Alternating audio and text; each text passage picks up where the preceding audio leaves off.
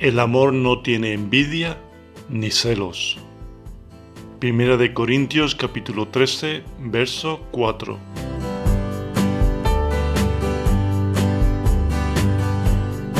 El amor no tiene envidia ni celos es nuestro séptimo programa dedicado a Primera de Corintios capítulo 13. El apóstol Pablo, después de mostrarles que el amor es paciente y benigno, continúa con 8 verbos en forma negativa para continuar con su enseñanza acerca del amor. Como siempre os recordamos brevemente que el contexto en el que se desarrolla este capítulo está en medio de los capítulos 12 y 14 de Corintios, que tratan de la importancia de los dones y su uso correcto dentro de la iglesia, que estaban siendo usados para mal en vez de para el bien mutuo. La carta nos enseña que los corintios tenían todos los dones, pero vivían en divisiones, pleitos y pecados. El capítulo 12 les instruía acerca de la diversidad de dones, ministerios y operaciones. Que la iglesia era como un cuerpo que debía crecer en unidad y amor, pero su enfoque estaba distorsionado.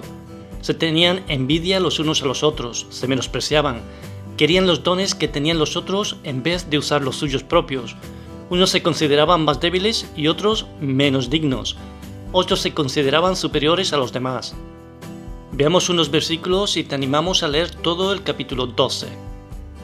Y si dijera la oreja, porque no soy ojo, no soy del cuerpo, ¿por eso no será del cuerpo? Y si todo el cuerpo fuese ojo, ¿dónde estaría el oído? Si todo fuese oído, ¿dónde estaría el olfato? Ni el ojo puede decir a la mano no te necesito, ni tampoco la cabeza a los pies no tengo necesidad de vosotros. Si añadimos todo lo que nos muestra el capítulo 14, es fácil comprender que había un desorden en la iglesia cuya raíz era la falta de amor ágape. Mostraban carnalidad para el gozo del diablo. La iglesia se destruía en vez de edificarse. Para el cristiano es de vital importancia comprender muy bien lo que quiso decir el apóstol con la palabra envidia. Nuestra meta en este corto programa es poner un poco de luz a este tema. De 13 versiones de la Biblia analizadas encontramos que 12 traducen envidia y una versión traduce celoso. Y lo curioso es que cuando vamos al texto griego que utilizó la Reina Valera de 1960, nos encontramos que la palabra en griego es celo, por lo cual, si nos quedamos únicamente con el concepto de envidia, perderíamos mucho de lo que nos quiere comunicar Dios a través de esta carta. Veamos lo que dicen algunos diccionarios y comentarios acerca de esta palabra. El diccionario Certeza dice: la palabra griega celos viene de una raíz que significa estar caliente, entrar en ebullición. Traduce a la palabra hebrea kin na, cuya designación designa el rojo que sale al rostro de un hombre apasionado. El comentario de Bob Utley dice: celo literalmente significa hervir y describe un fuerte deseo.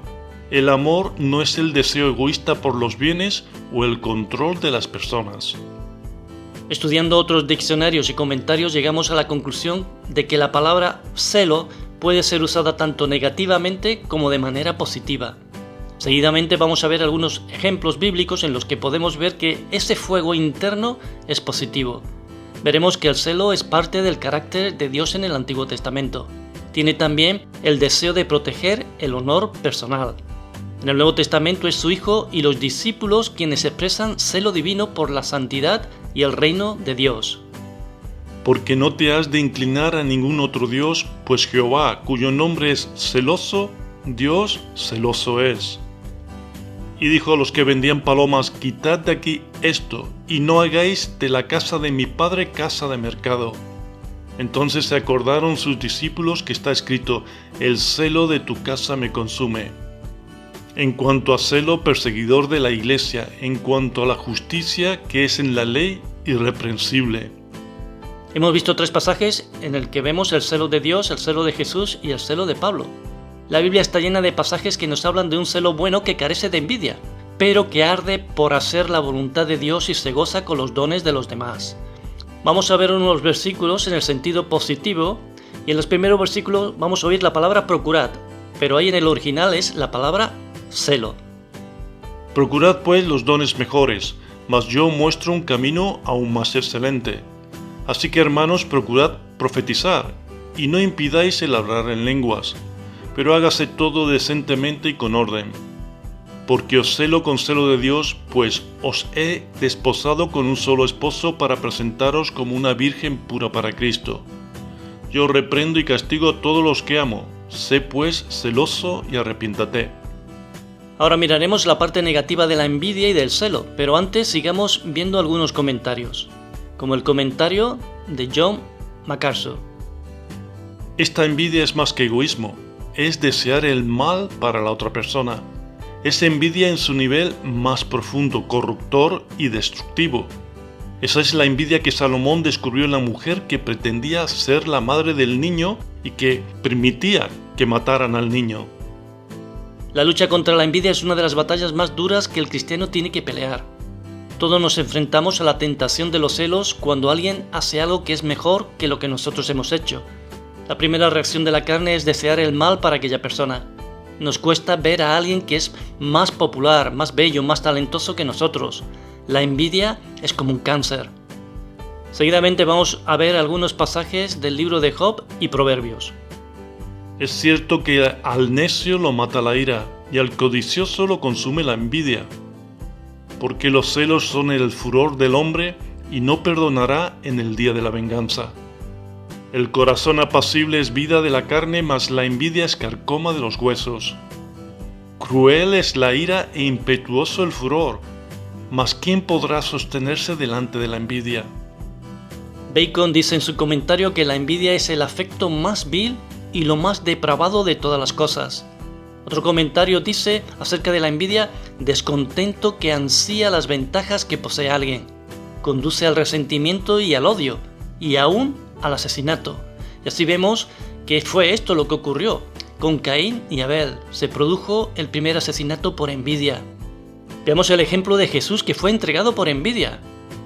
Porque conocía que por envidia le habían entregado los principales sacerdotes. Veamos un ejemplo del sumo sacerdote contra los discípulos.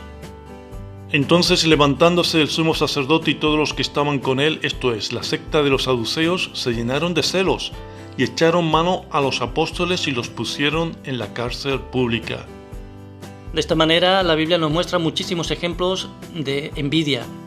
Celos de Saúl con David, celos del hermano mayor con el hijo pródigo. Y es que el envidioso actúa maliciosamente y se deja llevar por otras faltas tales como la difamación, la calumnia, el odio, destruyendo así la vida de otros, pero también la suya propia. La envidia no le deja ser feliz a la persona y disfrutar de nada, pensando que la persona envidiada disfruta más que él, se amarga, entra en amargura. Neciamente se entristece ante el bien del prójimo como si fuera a disminuir su propia felicidad, por lo cual es incompatible con la sabiduría. Seguidamente vamos a nombrar algunos efectos de la Biblia según la Escritura. La envidia es una obra de la carne y se opone al espíritu. Excluyen a la persona del reino de Dios. El envidioso tiene una mente reprobada. Por envidia fue entregado Jesús, como hemos visto. El evangelio en Filipos se predicaba incluso por algunos, aunque parezca increíble, por envidia. Pertenece al tiempo de la esclavitud pasional. Es una muestra de esclavitud. El creyente tiene que ser libre de ella, a una nueva vida.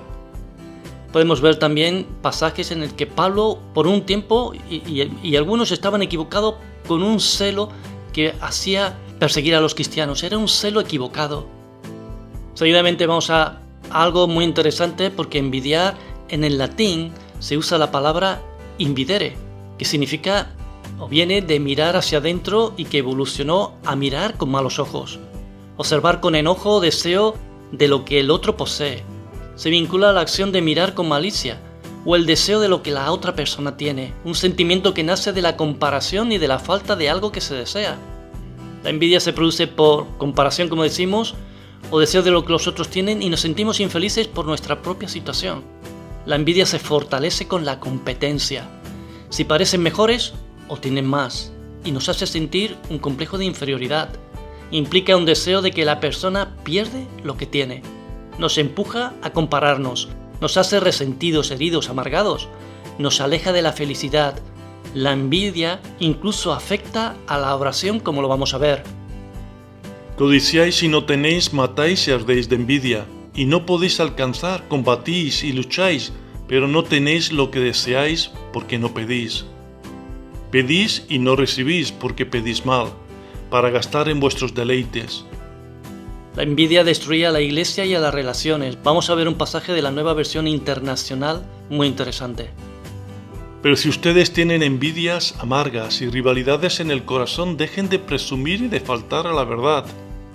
Esa no es la sabiduría que desciende del cielo, sino que es terrenal, puramente humana y diabólica, porque donde hay envidias y rivalidades también hay confusión y toda clase de acciones malvadas. Con todo esto en la mente podemos tener algo de luz sobre lo que quería decir Pablo con que el amor no tiene envidia ni celos. El cristiano tenía que aprender a disfrutar de sus dones y celebrar el de los demás. No se aflige porque otro posea una porción mayor de bendiciones terrenales, intelectuales o espirituales. Es decir, se conforma, está satisfecho con lo que tiene, lo disfruta. El amor genuino no se siente amenazado por las bendiciones o el éxito de los demás. Se alegra, se regocija, celebra sus logros, confía en Dios y en Jesucristo, ama a la iglesia y el propósito que Dios tiene para ella. Sabe que ningún don es mejor o peor que otro, sino que lo importante es regocijarse en el llamado de Dios. Desde Promesa de Dios os animamos a gozaros en el amor de Dios en Jesucristo, que nos lleva a amarnos los unos a los otros. Que Dios os bendiga grandemente. Os esperamos en un próximo programa.